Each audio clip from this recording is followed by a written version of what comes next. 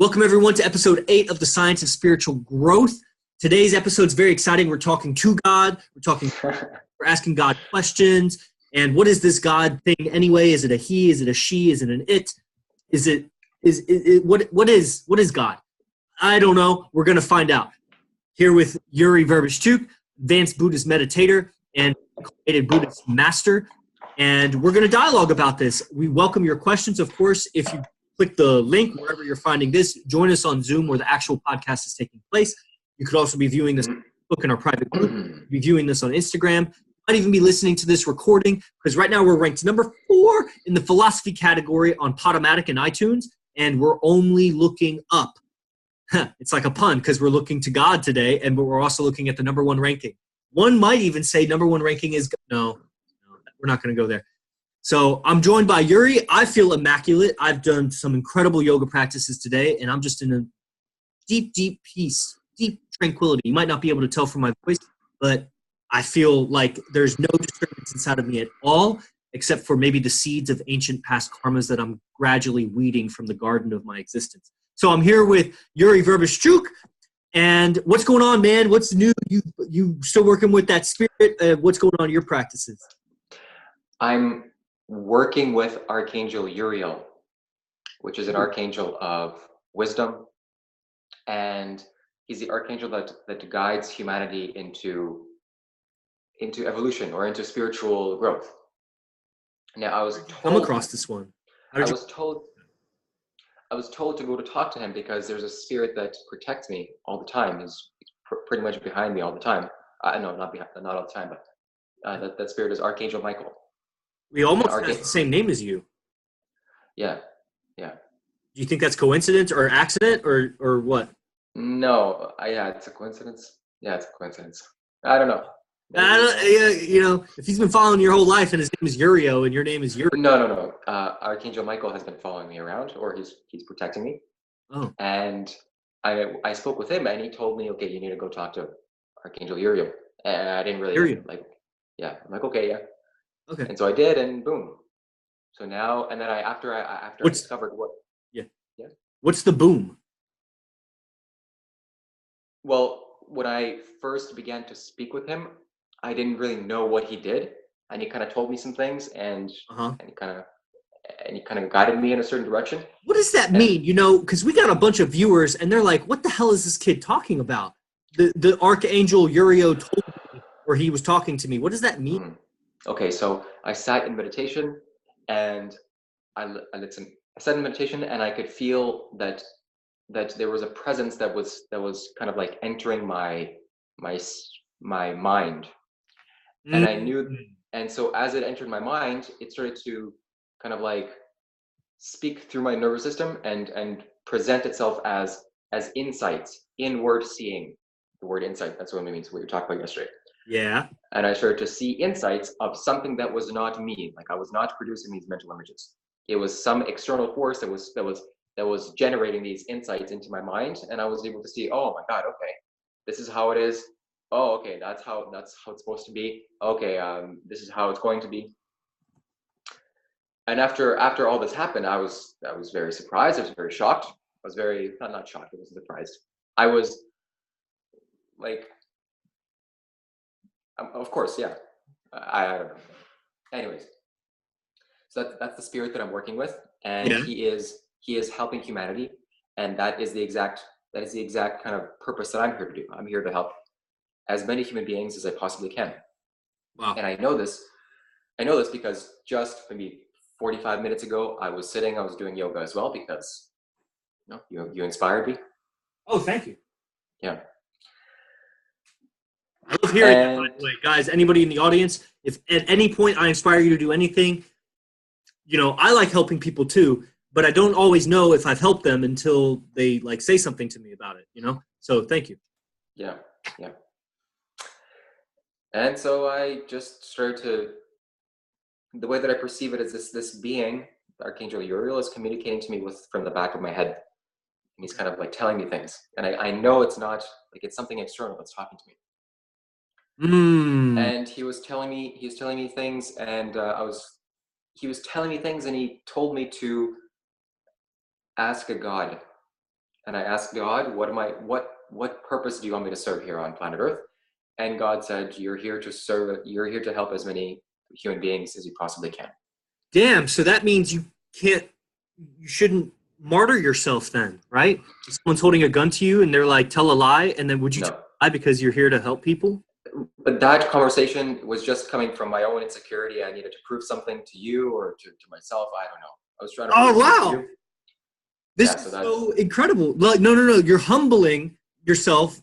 I think this is anybody that's following the podcast is witnessing tremendous growth in you, Yuriy. And this is going to be a massive inspiration to people. You're going to help so many people indirectly who are just listening to you talk and grow and evolve as you use your language machinery and your voice machine to put into words and put out into the communication what's your experience.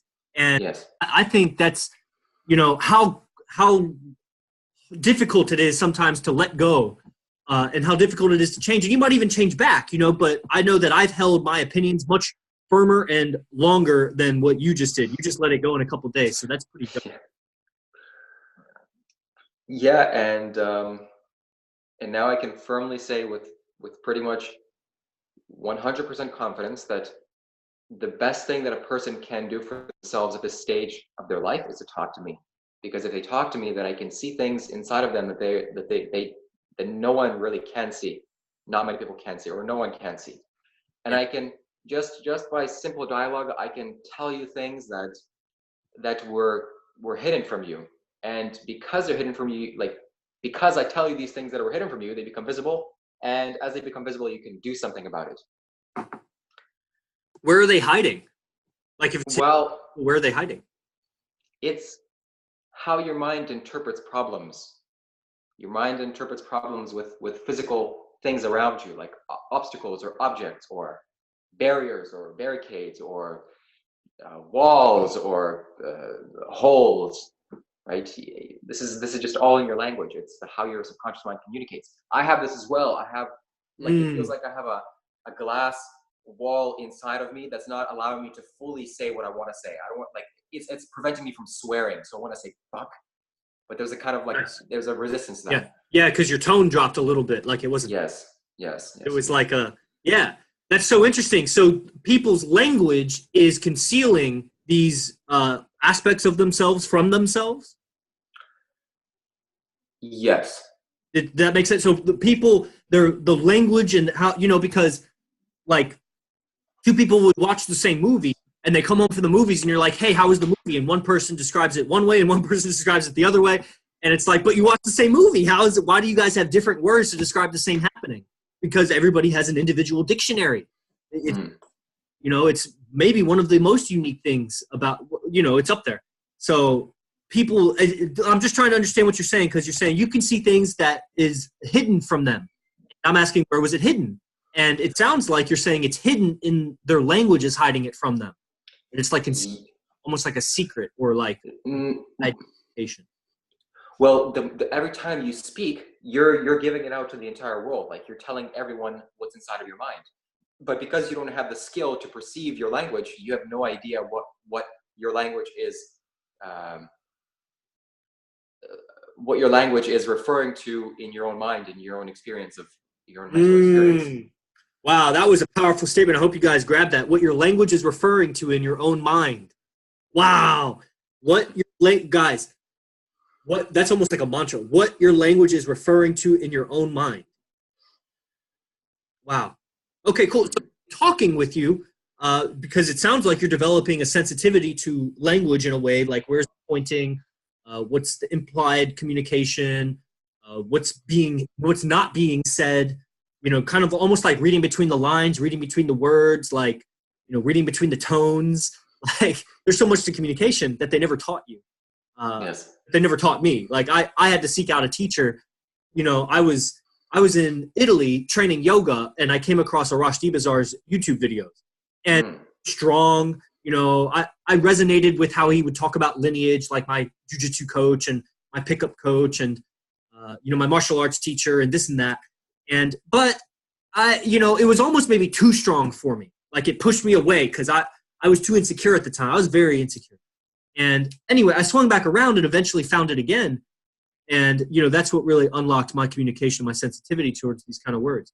So, okay, so so you spoke with God. God said, help humans.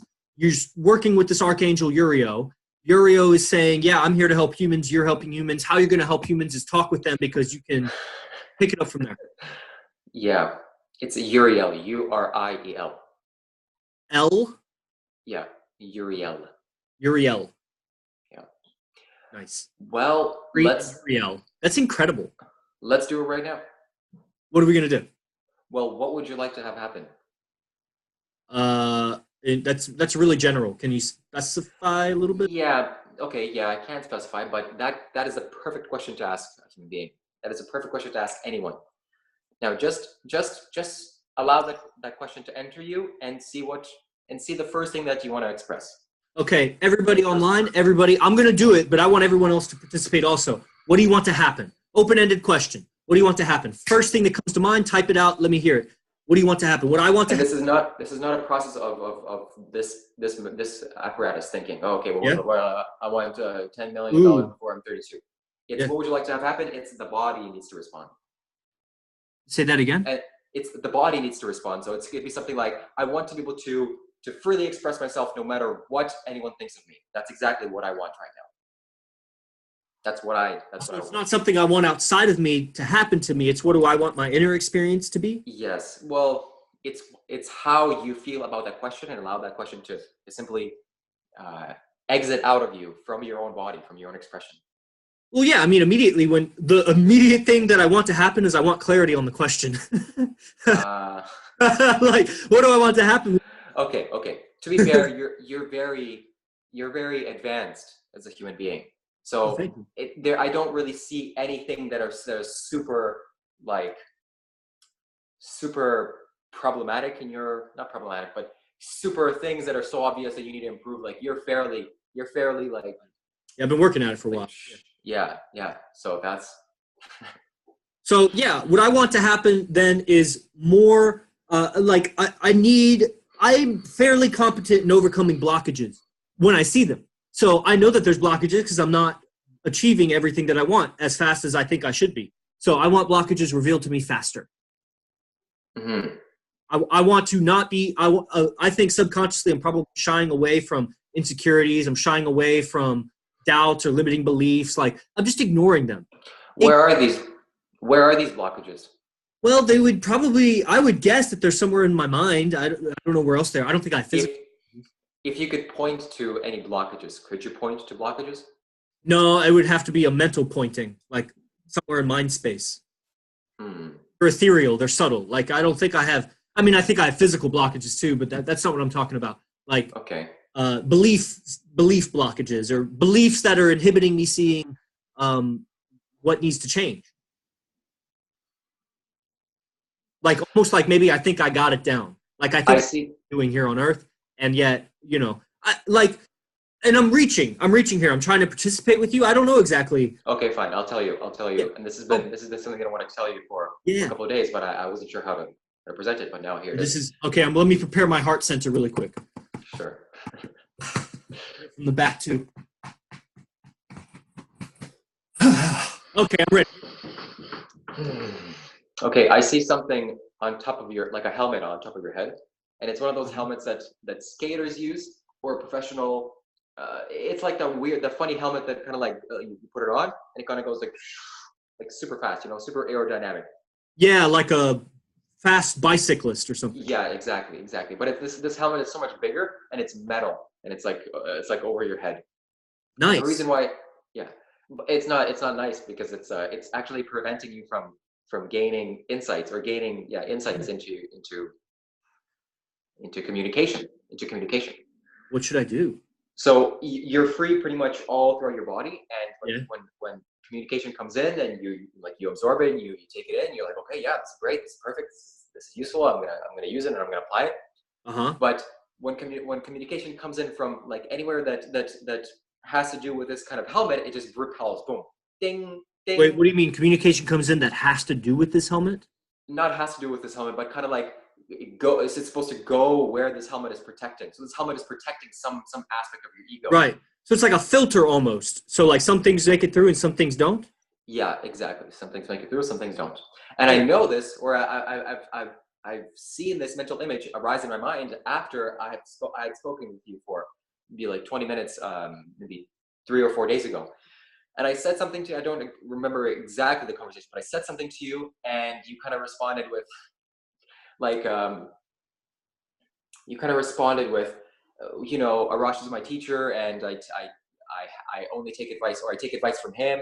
And I could very, very easily sense that there was kind of like a restriction between what I was saying to you, because, you know, I'm a 23-year-old kid, what the hell do I know? And you're kind of just like, you know, kind of like, just like, Yeah, I vaguely remember. I'm not going to look at the text because I got the live stream going right now. I vaguely remember that. Yeah, I'm very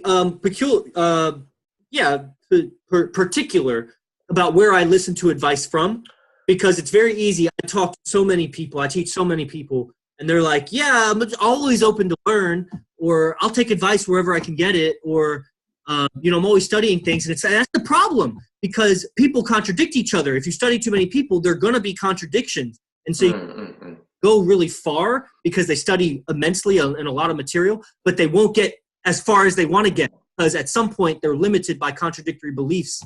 And so, yeah, I follow a teacher. I would call Arash my master. It's just not, that's kind of a push button thing in like today's society, like say something like that. He's my guru, he's my teacher. And he wouldn't say that. He would never say, I'm Chris's master, I'm Chris's guru. I'm like, he's my teacher. I pay him a bunch of money, but I also, you know, give him my heart. I give him my mind. Like, I trust him because I told him massive insecurities. Like in private, in my private training with him, I told him things that I have never told anybody.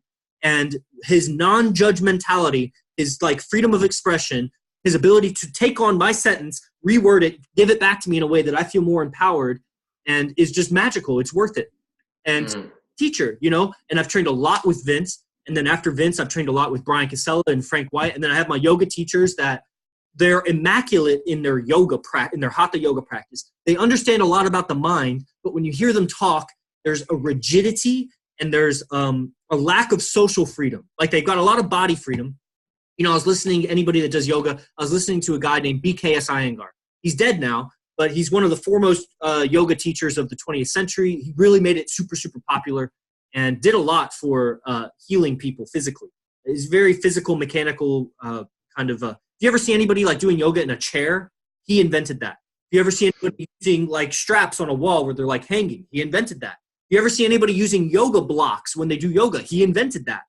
And so I was listening to one of his lectures, and man, he was so stifled the way he taught. Like he was saying powerful things, but it was hard to pay attention because he was just so stifled. But then when he started doing his yoga demo, and he would be talking while he's doing postures, like he was just gleaming, like he was just like bright and like so smiley and happy. And it's like when he's doing his yoga, he's happy. But when he's just talking about his yoga, he wasn't that happy.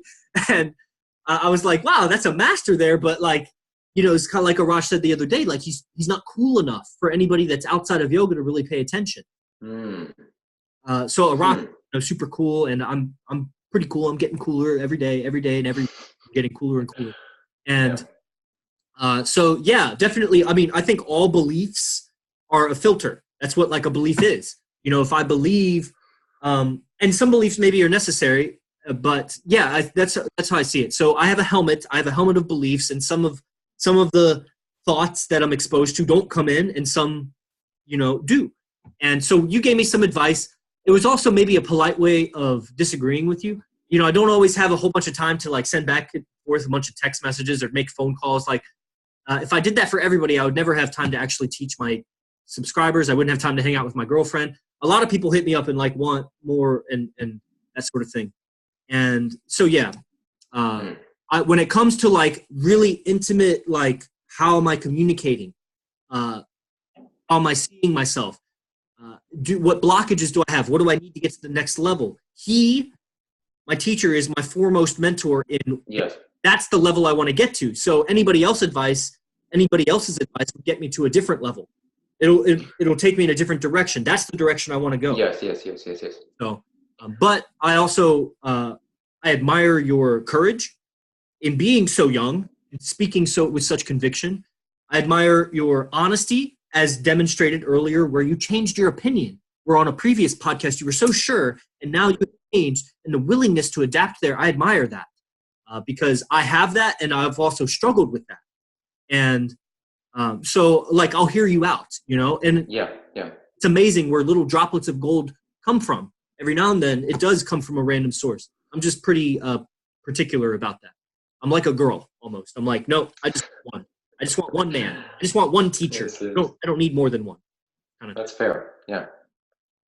So that's so that is how I was able to interpret you with this helmet. That's my metaphor. Not, it doesn't have to do anything with you. And now it makes sense after you told me all this. It makes perfect sense because you kind of like put this helmet on to prevent any other sources of learning about communication or anything like that just coming in. You only want. It gets confusing, man. And when everybody's trying to give you advice, it can get confusing, man.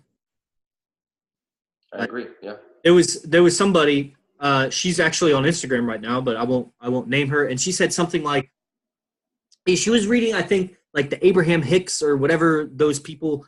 Are you familiar with the Abraham Hicks? Yeah. And I'm not super familiar. I've watched like some videos or something, and I think my girlfriend read a book. And she said something like, this girl, she said something like attracts like, or something like that. It's a very simple kind of catchphrase, like attracts like, which is very in line, you know, when we're talking about Abraham Hicks, you know, her name is not Abraham. Abraham is the name of the alien she communicates with. Her last name, so it's Abraham is the species of alien. They're called the Abrahams. And Hicks is her last name. So Abraham Hicks is, she's united with this alien, almost like and so you could almost be like Uriel Yuriy or something, and or Uriel Verbishchuk. And which wouldn't be a big change, right? Which is why it's so incredible that that's the name of the entity. Yeah. And so this, you know, the entity is vibration, like a radio station.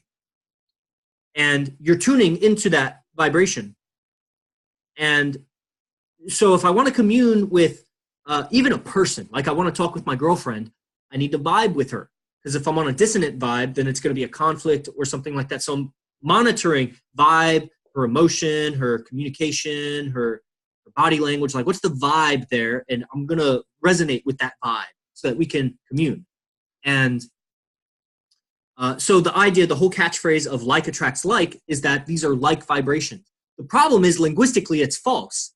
They're resonant vibrations. They're harmonious vibrations, but they're not the same vibration. They're not even similar. They could be totally different. One could be 400 hertz. The other one could be like 4,400 hertz. And so they're like in the sense that they're similar, but it's just misleading because then you have this other statement that's very catchy, that's also true, is opposites attract.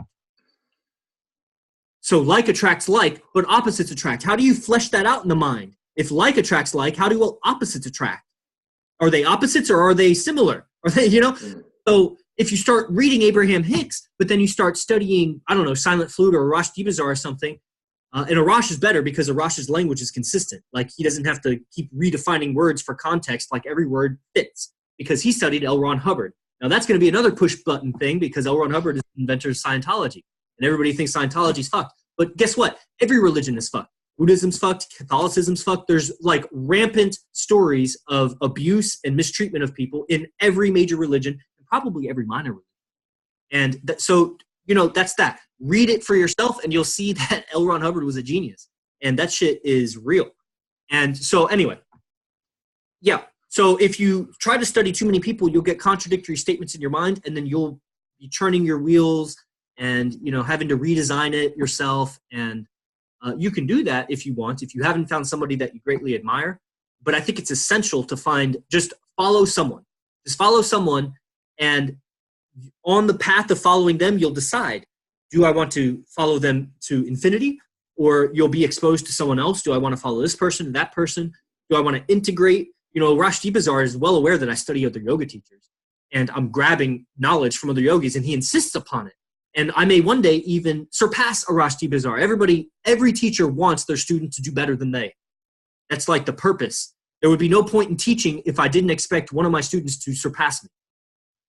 Now, that would be ridiculous. That would be whatever I'm teaching is going to die out if my student doesn't surpass me. If they continue on and then they teach people and those people never surpass them, and they teach people and those people never surpass them, eventually the art just fizzles. We all want our students to do better than we do. So I'm kind of off a tangent because we don't have much time, and I know the topic of the podcast was talking with God, talking to God. And so where would you like to pick it up with that? I'm not sure. I don't know what God is. And I spent my teenage years trying to disprove God and saying that I'm an atheist and, laughing at people that believe in God. I don't know what God is, but it seems that there is an intelligent, obviously my body's intelligent, and maybe I'm speaking with my body, maybe I'm speaking with nature, maybe I'm speaking with some aliens, maybe I'm speaking with the creator of the universe. I don't know. But I do know that when I do say certain things, my whole body reverberates with truth and honesty and sincerity. And that is how a person, that's how I know that I'm talking with some force that is much more intelligent than I am. That's we can leave it at that. Wow. And how did you come across, so when did you first come to know that Archangel Michael was following you around everywhere? When I was in Burma, I very easily perceived in my mind that there was an angel, like a massive man with golden wings that looks like a warrior and is always standing behind me. And I kind of like tuned into that energy, and I could feel the words coming out as Archangel Michael, or like that is Archangel Michael. Wow. I'm curious, you remember a past life, but how early in this life do you recall? Do you remember when you were 5? Yeah, like three. I remember when I was 3 years old. Do you think, I'm just curious. I hope too agitating. Can I ask you a question? No, yeah, please. Anything you want. Any question you want. Do you think, what if you were exposed to a statue of Archangel Michael when you were 2 years old? Do you think that could have left an impression in your mind? For sure, and I was exposed to statues of Archangel Michael. I was exposed to statues for sure, and to statues of Archangel Michael. Yeah. Did your parents take you to church when you were like a young infant? Yes, every day. Not every day. every like weekly, often, regular. Yeah, weekly. So you were regularly exposed to church bells, to hymns, to big open spaces, to big statues, yes. People with wings. Yes. Mm-hmm. Well. Yeah. Do you think that any of that left an impression on your subconscious mind? This is not something that's perceptible with my own neurology. This is something that's perceptible with my own kind of mental. What you're saying is true. Yeah. But I don't think that because I've had an upbringing. Yeah, it could be true. Yeah. Just a idea. I think it's super cool. I have this tattoo right here. I'd love to demonstrate it. Anybody wants to see that tattoo? It's Greek. It says Christophoros, which means Christ follower. So the root of my name is Christopher. And I got a deep, deep relationship with Christ, Jesus, even though I am so skeptical if he ever lived. And I work with a sorcerer who's made a pact with Lucifer. So I don't even think Jesus would care if Jesus was a real person. But of course I resonate with Christopher. One, it's my name, Christ. So of course I'm going to resonate with an entity that's named that. It makes sense. And so deeply in my life history, from the age of 0 to whatever, I was just, bombarded with concepts about this and ideas and stories and all sorts of things to engage my imagination and my mind. And my whole intellect is coded to perceive this Jesus entity. And I could swear it off like I did when I was, in my 20s and just turn atheist and fuck all that. And then go agnostic and then start to read the Bible again and whatever. But I would be denying a whole part of my life history. I'd have to ignore all of that happened. or maybe there's a possibility to sort it out. This is so interesting. I love documenting things because in 100 years, there's going to be 500 billion people on the planet Earth. And there's going to be a lot of people that listen to this podcast. So bless us for taking the time to do this. And anybody that has doubts about putting their self out there, do it. Somebody is going to thank you for what you say because they're on the same path as you, just a few years behind you, and they're going to come across your video and or their audio or something. And so it's going to be so interesting. This is like a time capsule. 30 years from now, I'm 62. I look back and I'm like, oh man, that was so dumb of me to say. Or I'll say, that thing that I said came true. It came true. And it's so fascinating, when we're talking about talking to God. There's a really famous book that I'll kind of end it with this, and I'll hand it over for last words to you. If there's any comments or questions, type it now, and we'll try to address one or two of them. And there's a famous book called Conversations with God. Have you heard of it? Yep. Have you ever peered into it? Yeah, I've read a lot. I've read a lot of it, yeah. Oh, well, anybody else, I recommend Conversations with God.